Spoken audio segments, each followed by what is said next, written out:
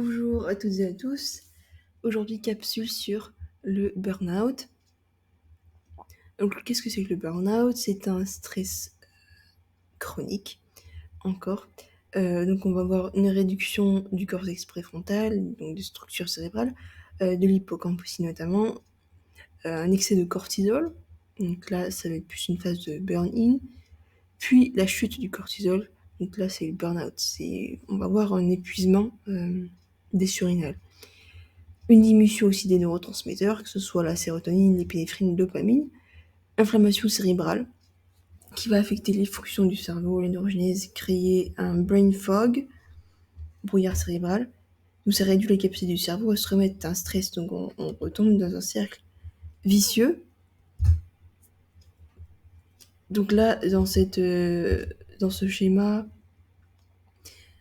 la résistance normale, stresseur, donc là, il y a une phase d'alarme, mise en alerte de l'organisme, activation du système nerveux et du système endocrinien, phase de résistance, réaction de combat, de fuite ou d'impuissance. Donc le corps, il s'adapte à chaque nouveau stresseur. Un exemple en activité physique intense, si tu veux faire ta séance pour défouler du travail, ou par exemple de la maison, mais quand ta capacité de stress elle est déjà trop élevée, en rajouter, ça peut être la goutte de trop. Dans la dernière phase d'épuisement, l'incapacité de récupérer et de s'adapter, c'est l'effondrement de l'organisme. Et là où on a une fenêtre de risque beaucoup plus élevée de développer des maladies.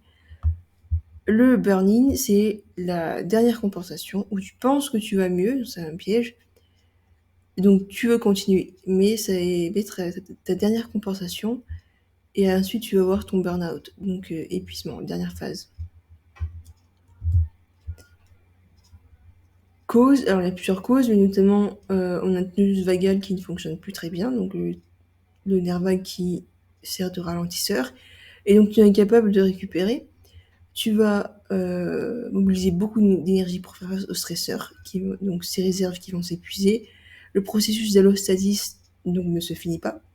Lorsque tu subis un stress et que tu récupères ensuite, ça c'est le processus d'allostasis. Ton seuil de tolérance au stress se réduit, donc rien peut te monter dans les tours. Et une fois que tu n'as plus d'énergie, ton système va cracher. Donc tu peux te retrouver ensuite dans une longue période d'hypoactivité, de sous-activité, avec une capacité à mobiliser assez d'énergie pour accomplir tes tâches quotidiennes, donc vraiment un épuisement de ton système. Tu peux te retrouver avec des conditions, des situations, des conditions comme l'apathie, dépression, fatigue chronique, maladresse, procrastination, isolation, sentiment d'impuissance, des maux physiques comme des migraines, des vertiges, des troubles intestinaux, troubles du sommeil, des tensions, douleurs qui vont arriver de n'importe où. Donc pour travailler le tonus vagal, tu peux revenir aux exercices de stimulation du nerf vague, évidemment intégrer les réflexes primitifs qui vont donc calmer le tronc cérébral pour sortir du mode survie.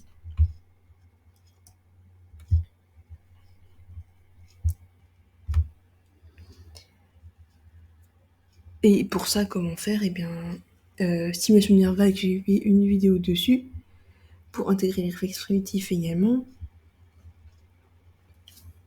Et si tu veux aller plus loin, je t'invite à aller sur mon site internet. Le lien est en description. Voilà, merci pour ton écoute. À bientôt et belle journée à toi.